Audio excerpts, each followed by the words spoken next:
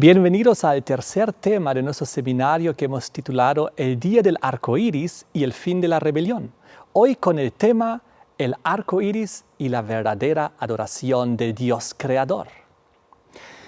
Sucede que 150 días después del diluvio, el arca se asentó sobre el monte Ararat. Lo podemos leer en Génesis 8, 3 y 4.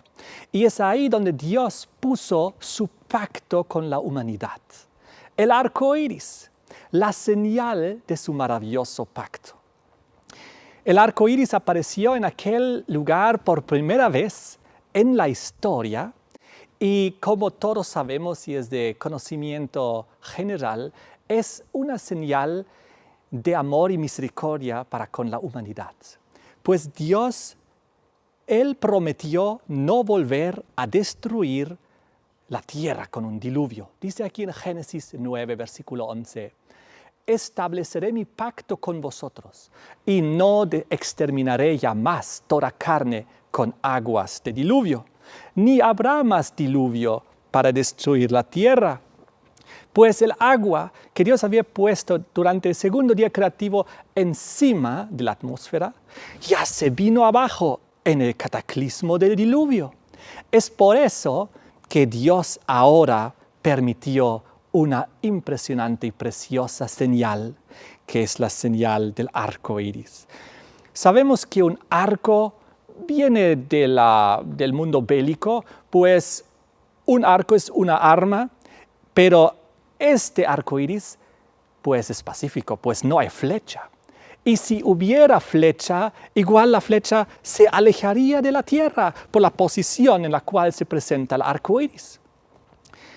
Por lo cual toda la humanidad, todos los cristianos de las diferentes denominaciones entienden que es una gran señal de amor y misericordia de Dios para con la humanidad.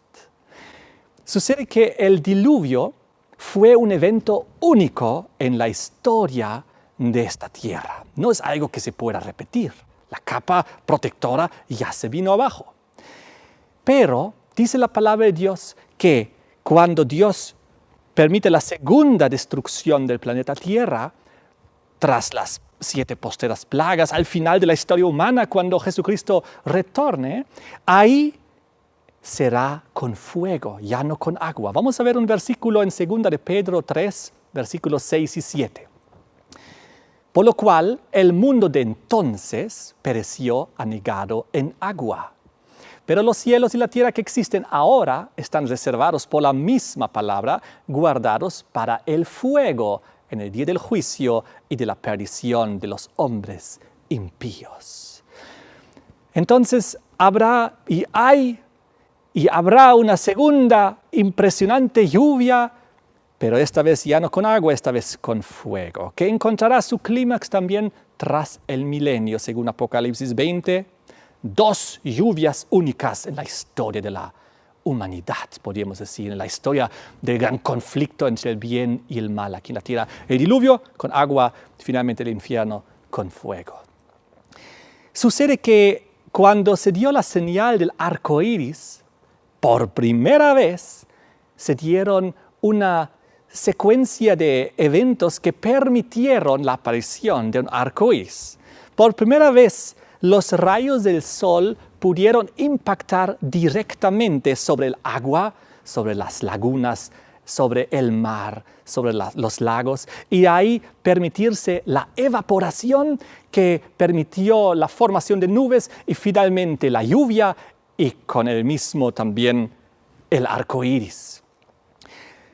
Sabemos que en el mundo antes del diluvio, Génesis 2, versículo 6, había un vapor que subía de la tierra y rociaba las plantas, y de esta manera todas las plantas siempre estaban bien húmedas y tenían los nutrientes y la humedad necesaria. Pero ahora, después del diluvio, encontramos por primera vez los 2 ingredientes necesarios para ver un arco iris. Quiero mostrarles una ilustración.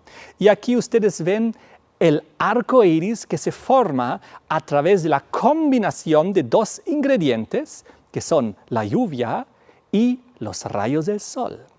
Los rayos del sol impactan sobre las gotas de la lluvia y eso forma un pequeño prisma y se rebotan y se fragmenta la luz en los diferentes colores y eso es lo que percibimos en la retina.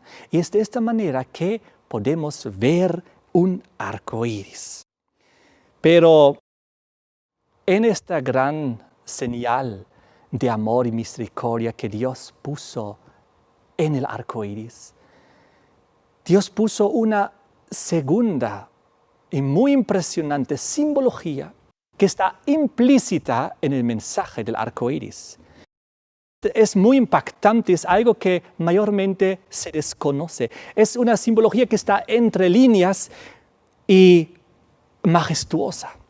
Yo la pude descubrir hace unos cuantos años atrás, cuando estaba en Alemania y estaba leyendo un libro de unas lindas ilustraciones de los diferentes fenómenos ópticos, cómo se forma la lluvia, cómo se forma el arco iris y la nieve y los diferentes fenómenos. Y cuando llegué a la página del arco iris, me di cuenta de un detalle que nunca antes me había puesto a pensar.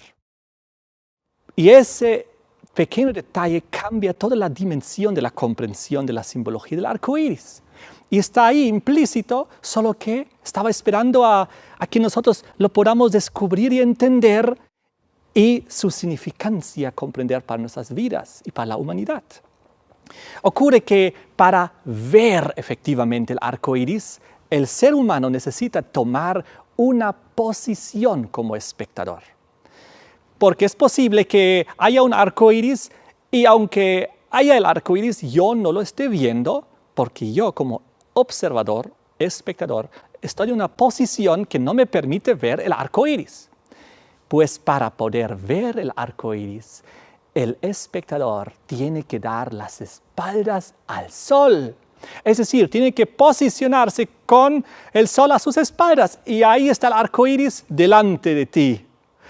Ahora, si ustedes entran en el internet, en los diferentes buscadores que hay ahí y buscan fotos arcoíris, van a ver cientos de maravillosas fotos de arcoíris y una cosa van a ver: nunca se ve el arcoíris y el sol en una misma foto, porque es imposible, pues el fotógrafo que saca la foto de un arcoíris tiene siempre el sol a sus espaldas. Y esto es la simbología que nos permite una nueva dimensión en la comprensión del mensaje del arco iris. Ocurre que después del diluvio, cuando Noé y su familia salieron del arca y por primera vez vieron ahí el precioso arco iris y Dios les explicó que es la señal de su pacto, el símbolo de su pacto entre Dios y la humanidad y la tierra entera, Dios dio el mensaje implícito: den la espalda al sol, no miren al sol, no se concentren en el sol. ¿Por qué? Porque les va a hacer daño, no solo físicamente, sino también espiritualmente, como veremos a medida que avancemos en este seminario. Cuando Noé y su familia vieron el sol por primera vez, sin la capa protectora, les comenzó a dañar la vista. Tenían que alejar inmediatamente la vista porque les dañaba los ojos. Y ellos entendieron: algo cambió por siempre.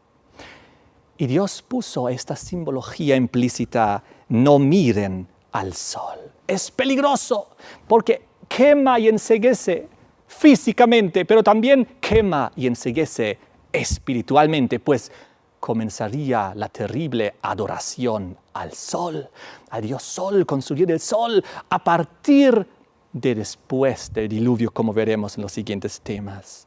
Entonces, hay un versículo bíblico muy importante en Deuteronomio 4, 15 al 19, que dice así: guardad pues mucho vuestras almas, para que no os corrompáis y hagáis para vosotros escultura, imagen de figura alguna. No sea que alces tus ojos al cielo y viendo el sol y la luna y las estrellas y todo el ejército del cielo, seas impulsado y te inclines a ellos y los adores. Ahora, eso es terrible. Dios sabía que lamentablemente la humanidad iba a comenzar a dar la espalda a su pacto, a su señal del pacto, a su arco iris. Y iba a comenzar la adoración al sol aquí en la tierra. Es por eso que en el versículo que acabamos de ver, Dios proyecta la adoración al sol, inclusive como el colmo de la idolatría. Pues primeramente explica los diferentes terribles consecuencias de la idolatría en general, pero luego, como colmo en el versículo 19, decía, no sea que alces tus ojos al cielo y viendo el sol, la luna y las estrellas y todo el ejército del cielo seas impulsado y lo adores. Entonces, Dios, desde aquel entonces, puso una orientación simbólica en muchos aspectos de la palabra de Dios. Por ejemplo, la orientación del templo de Dios, que se tenía que levantar primeramente el tabernáculo en el desierto, luego también el templo de Salomón. Dios explicó claramente que tenía que tener una orientación muy precisa. Vamos a leer aquí en Éxodo 26, versículo 22. Decía aquí que el lado posterior del tabernáculo tenía que ser al occidente, el lado posterior. Tanto en el tabernáculo del desierto como en el templo de Salomón. El acceso al santuario, al templo, siempre era del lado este, del oriente. Es decir, si uno estaba frente al tabernáculo, siempre estaba con la espalda al sol. Con la espalda al sol y dando la espalda hacia el oriente y dirigiéndose siempre hacia el occidente. Eso es muy importante. Y en esa simbología tenemos que el pecador que ingresaba al santuario terrenal para buscar y encontrarse con Dios y encontrar el perdón de sus pecados, y entraba primero al atrio, luego al lugar santo, en el caso ya del sacerdote, y luego al lugar santísimo en el caso del sumo sacerdote, siempre se alejaba más y más del sol simbólicamente. Y siempre, a medida que avanzó en este proceso, era siempre alejándose más del oriente y siempre acercándose más hacia el trono de Dios, al occidente. Ahora, veamos aquí en el Nuevo Testamento un versículo que encontramos en Hebreos 9, 3 y 4. Pues aquí nos explica que tras el segundo velo estaba la parte del tabernáculo llamada el lugar santísimo, el cual tenía el arca del pacto, en la que estaban las tablas del pacto. Y sabemos muy bien que dentro de esta arca del pacto estaban los 10 mandamientos. Así que a medida que el Hijo de Dios avanzaba por el camino del santuario, yendo simbólicamente al atrio, simbólicamente al lugar santo, simbólicamente al lugar santísimo de la presencia misma de Dios, donde estaba el arca del pacto, se alejaba progresivamente en esta simbología del sol, porque cada vez más se alejaba en su caminata del sol, con todas sus implicaciones simbólicas y espirituales, la adoración al sol, la falsa adoración, como vamos a ver a través de ese seminario. Ahora, el santuario que Dios permitió que se armase aquí en la tierra era una copia, como sabemos, del santuario celestial. En el libro de Hebreos capítulo 8, versículo 5 dice la palabra: se le advirtió a Moisés cuando iba a erigir el tabernáculo diciendo: mira, haz todas las cosas conforme al modelo que se te ha mostrado en el monte. Y en Hebreos capítulo 9, versículo 24, sigue diciendo: porque no entró Cristo en el santuario hecho de mano, figura del verdadero, sino en el cielo mismo, para presentarse ahora por nosotros ante Dios. Así que el santuario terrenal, con la orientación de dar la espalda al sol en la verdadera adoración, era una copia del santuario celestial. Eso es muy importante, de aquel modelo que Dios le había mostrado, pues hay una dirección de salvación en la palabra de Dios. La encontramos también que está en vigencia esta dirección simbólica de salvación, de dar la espalda al sol hasta que Jesucristo retorne. Vamos a leer juntos en Mateo capítulo 24, versículo 27, donde dice que como el relámpago que sale del oriente y se muestra hasta el occidente, así será también la venida del Hijo del Hombre. Esta dirección de salvación, dando la espalda al sol simbólicamente, con toda su implicación de falsa adoración, está vigente hasta que venga Jesucristo. Siempre es de oriente a occidente, siempre con la espalda al sol, siempre hacia el santuario, siempre hacia el arca del pacto, hacia la santa ley de Dios, siempre hacia la presencia de nuestro Creador, siempre hacia la voluntad expresada allá en la presencia de Dios. Qué interesante. Si nosotros analizamos ahora el santuario celestial, ya que ese fue el original según el cual se hizo la copia terrenal, vemos en Apocalipsis 11:19 lo siguiente. El templo de Dios fue abierto en el cielo y el arca de su pacto se veía en el templo. Y recordemos que en Éxodo 40, versículo 20 nos dice que Moisés tomó el testimonio y lo puso dentro del arca. Así que este arca del pacto que se encuentra en el santuario celestial contiene pues los 10 mandamientos de Dios, la tabla de la ley divina que está en plena vigencia. Y ahora vamos a ver otro detalle adicional, pues analizaremos que en el templo de Dios está a la vez su trono. Vean conmigo en Isaías capítulo 6, versículo 1. Yo vi al Señor sentado sobre un trono alto y sublime, y sus faldas llenaban el templo. Es decir, en el templo de Dios a la vez es su trono y es ese lugar, como acabamos de ver, donde está el arca de su pacto. Y ahora vamos a ver que en la adoración celestial se nos agrega un precioso detalle. Vean conmigo Apocalipsis capítulo 4, versículos 2 y 3. Pues ahí nos dice que San Juan vio un trono establecido en el cielo y en el trono uno sentado, y el aspecto del que estaba sentado era semejante a piedra de jaspe de cornalina, y había alrededor del trono, ¿qué cosa? Un arco iris. Entonces, tal como en la simbología desde el Antiguo Testamento hasta el Apocalipsis en el Nuevo Testamento, siempre la misma. El arco iris se ve únicamente si uno da la espalda al sol.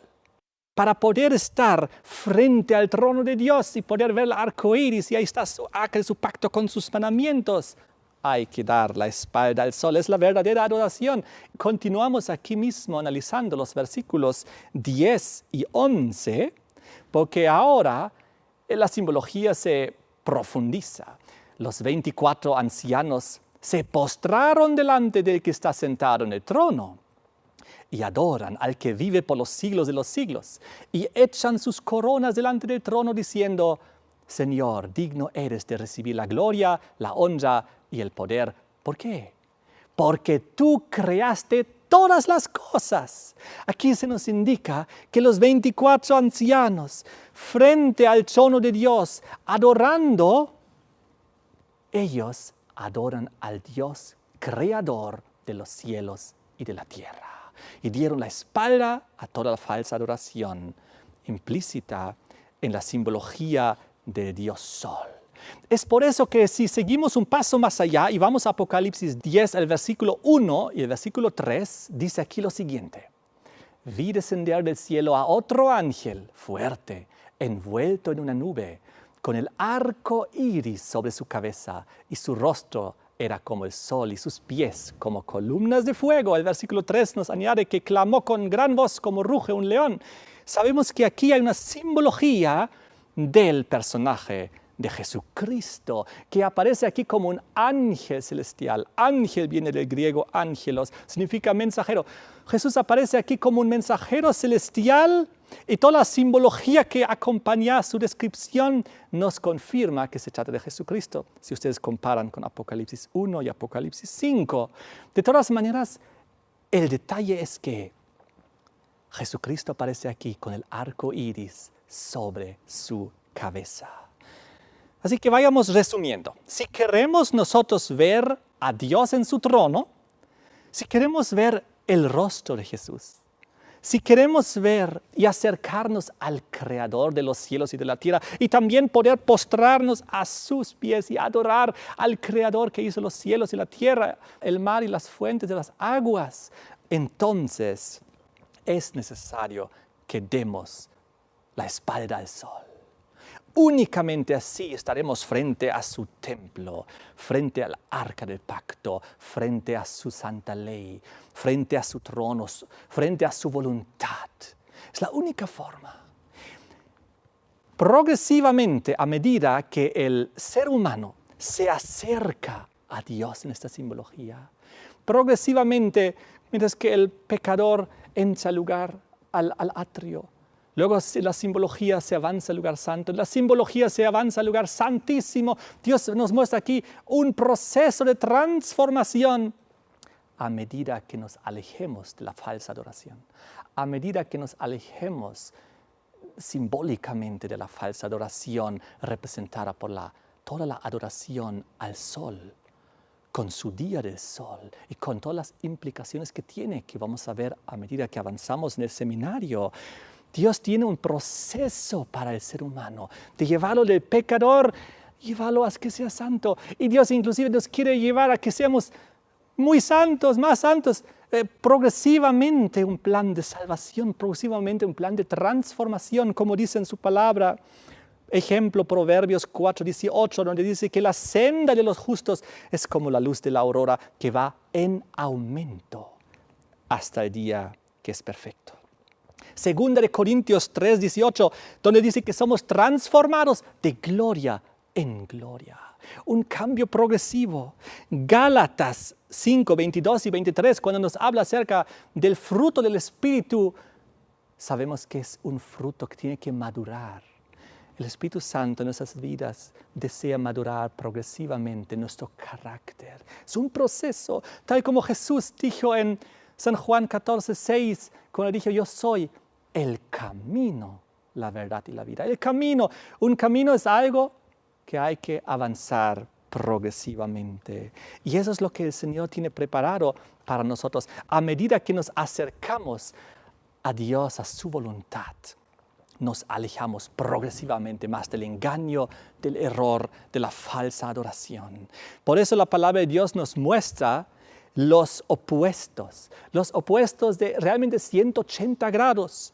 El Dios Sol, como veremos, con su día del sol, símbolo de la falsa adoración, que enceguece y quema espiritualmente a todos aquellos que se enfocan en él y que han dado la espalda al pacto de Dios, el arco iris.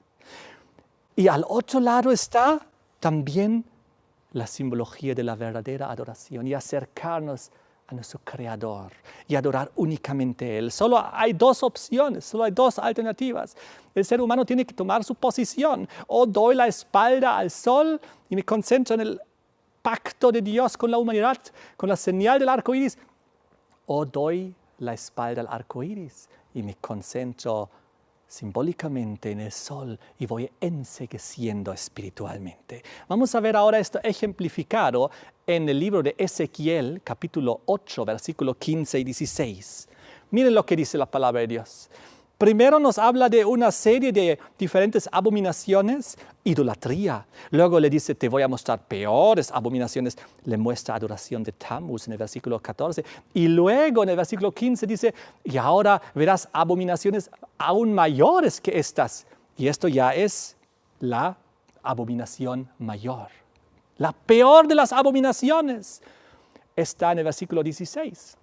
Me llevó al atrio de adentro de la casa del Señor. He aquí junto a la entrada del templo del Señor, entre la entrada y el altar, como 25 varones, y ahora fíjense bien, sus espaldas vueltas al templo del Señor. Es decir, al arca del pacto, a la ley de Dios, a su voluntad, el arco iris, etc. Y sus rostros hacia el oriente, y adoraban al sol, postrándose hacia el oriente. Eso es terrible. Aquí vemos la abominación en el lugar donde no debe estar, porque esta visión recibió Ezequiel estando adentro, dice, me llevó al atrio adentro de la casa del Señor.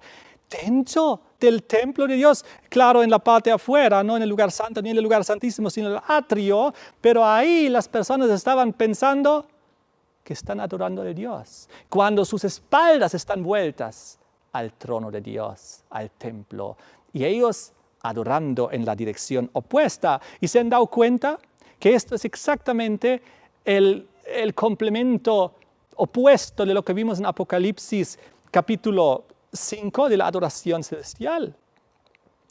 Y 4, donde vimos que 24 ancianos estaban rodeados frente a Dios, adorando al Creador y con el arco iris delante de ellos. Y aquí vemos exactamente lo mismo, solo que son 25, como 25, dice.